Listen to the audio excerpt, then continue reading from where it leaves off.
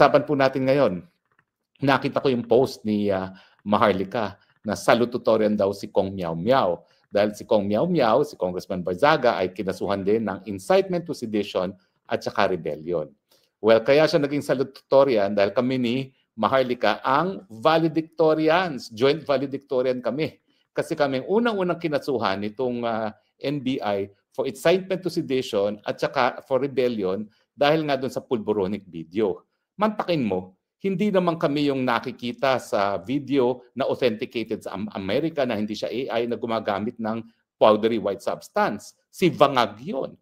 Si Vangag ang dapat kasuhan dahil unang-una bawal ang gumamit ng pulburon sang-ayon doon sa ating batas laban sa pinagbabawal na gamot at bawal din yan sang-ayon doon sa ating batas na umiiral sa mga opisyalis ng gobyerno. Si Miao Miao ay kinasuhan na rin ng NBI ng incitement to sedition and rebellion. Welcome to the club, Kong Miao Miao. What I can say is that it is a privilege na makasuhan ng kaparehong kaso na ikinaso rin nila sa inyo.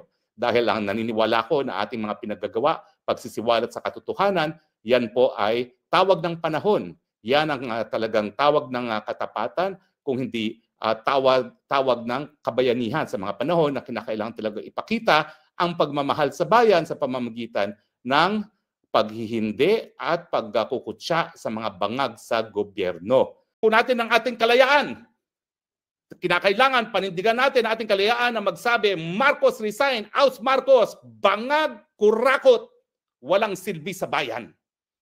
Magkaisa na po tayo dahil kung hindi po natin ipaglalaban ng kabutihan ng ating bayan, wala na po tayong aabutang Pilipinas kung aantayin pa ang 2028.